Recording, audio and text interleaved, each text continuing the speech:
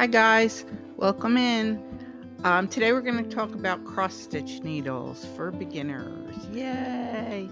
Alright, well maybe needles aren't that exciting, but they're a necessary tool that you'll need to do your cross stitch. So let's begin. Regular embroidery needles are different than cross stitch needles, and I'll show you how. The main difference is the end of the needles. On a regular embroidery needle, it's sharp and pointed. On a cross stitch needle, it's blunt and rounded. And the reason is the fabric that is used.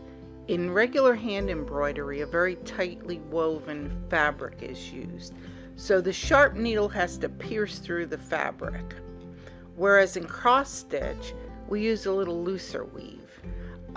Here you see an Ada fabric. It's a little bit more easy to see where the holes are, and linen and even weave are going to be a little bit tighter, but you'll still be able to see where the holes are. So when you use a blunt needle, it will glide between the fibers, keeping the fabric integrity intact, and then your stitches will look neat. If you used a sharp needle, you risk the needle cutting through those threads and creating messy holes and distorting the pattern. And here I'm showing you an example of the two different types of embroidery, the hand embroidery and the cross stitch. If you notice, there is a difference to the fabric. If you want a tighter woven fabric for cross stitch, that can be had either in linen or even weave. And I'll do a video just on embroidery fabrics for cross stitch. Embroidery needles and cross stitch needles both have a large oval eye. It's larger than a regular sewing needle. Sewing needles are sometimes called sharps, but it's larger than that to accommodate several strands of embroidery floss. So now we'll go over what to look for when buying your cross stitch needle. Sometimes cross stitch needles can specifically say cross stitch needles. Sometimes they're called tapestry needle, and sometimes they're called blunt tip needle, depending on where you buy them. But understanding these names will help you find the correct needle for cross stitch. But remember, it's blunt tip and a larger eye than sewing needles. Next, let's talk about the quality of the needles. Here I want to show you a sampling of the different brands. The two on the right, Artiste and DMC, you can usually get in local craft stores here in the States. And the other three on the right, Tulip, Bowen, and John James, unless you have a needlework store, you'll probably have to order them online. I have tried all of these with the exception of John James. I haven't tried that one. And all of those, from the cheaper brand here, the Artiste, up to the Bowen, I've never had problems with any of them. I might have liked one over the other, but I've never had real problems with them. The only needles I would avoid is anything that comes in those big cheap kits you can buy. There are some reputable kits that are put out by cross-stitch companies. And if it's put out by a cross-stitch company, it's probably good to use. I've seen some of these needles for sale on Amazon and such. And although I never heard of the names, they have a lot of reviews. So if you'd like to buy them, read the reviews to see what people are saying about them. I've never used them, so I can't guide you here. But here's a couple of things to look for if you're reading reviews.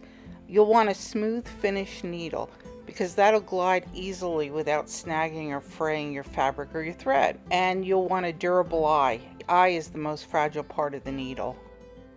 There are two common types of needles, and the first one is nickel-plated steel. It's the most common out there. They're durable, they're cost-effective, they have reliable performance, and they resist bending. But if you have a nickel allergy, you might not want that.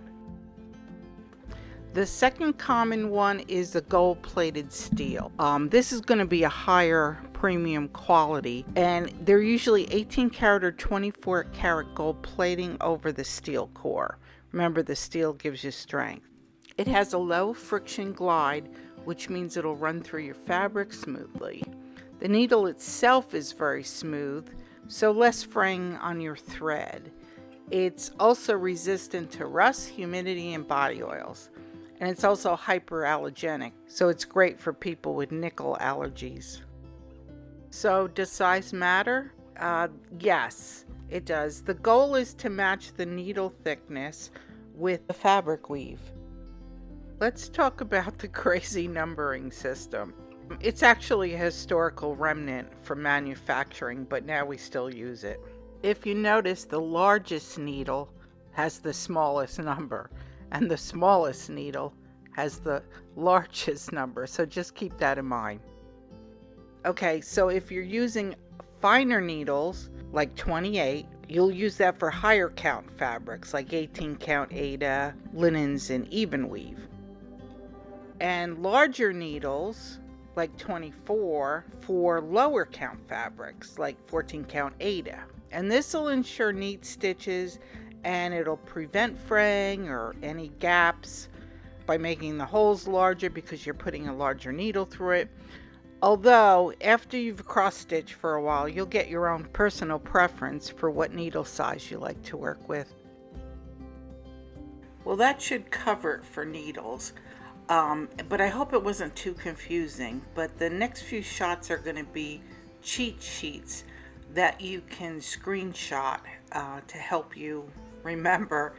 I'll put the information in the description box below, so if you wanted to copy and paste it into a Notes app or a Word app, you can do that also and then print it out.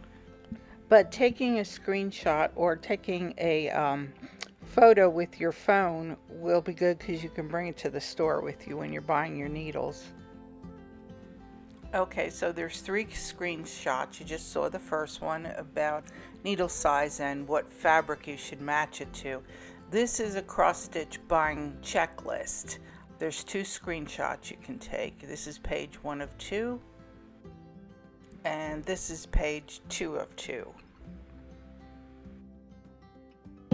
As always, guys, thanks for watching. If you have any comments, just hit the comments below. I'd love to hear from you.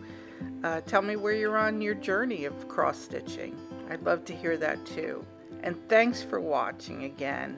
If you liked this video, it helped you out, you appreciate it, hit the like button. You can subscribe to my channel for more videos. If you hit the notification bell, it'll tell you when they're uploaded. And if you want to check out some patterns, come see us at C Spot Create. Bye guys. Thanks.